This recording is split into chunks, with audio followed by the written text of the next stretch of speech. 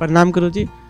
मेरा सवाल ये है कि आपने अभी सेवा के ऊपर इतनी सारी बातें कही, तो आपके अनुसार सेवा का सही अर्थ क्या है, और अगर उसकी कोई परिभाषा देना तो आप क्या देंगे? सेवा का सही अर्थ एक्चुअली तो सेवा आपका अपना निजी धर्म है।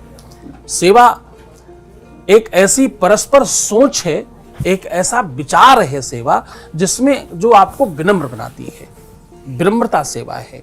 जब आप किसी के सामने झुकते हो तो आप विनम्र कहलाते हो। सेवा सबसे पहले विनम्रता देती है। आप सिख समुदाय में जाइए, उनके यहां क्या कहते हैं कितना ही बड़ा व्यक्ति हो, आपको मालूम वहां सेवा के लिए काम क्या मिलता है? सबसे पहला काम क्या मिलता है? कोई सिख समुदाय से हो, जूते रखने, जूते पॉलिश करना।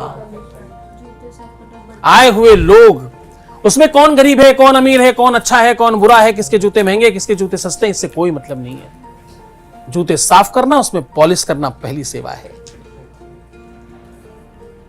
लोगों को इस दिशा में दिखाना कि तुम कितने ही बड़े हो जाना, सेवा के लिए तुम्हें सबसे नीचे झुकना पड़ेगा। सेवा आपको प्रदर्शन नहीं सिखाती, सेवा आपके विचारों का दर्शन दिखाती है।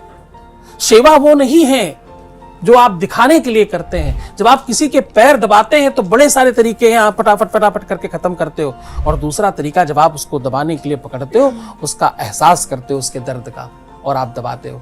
सेवा आपके भाव, आपके विचार, जो भावों को, तुम्हारे विचारों को, तुम्हारी मानसिकता को, तुम्हारी रहनी को, तुम्हारी निजता को, तुम्हारे नेचर को, तुम्हारे व्यक्तित्व को और तुमको बेहतरीन बना दे, उसका नाम सेवा है।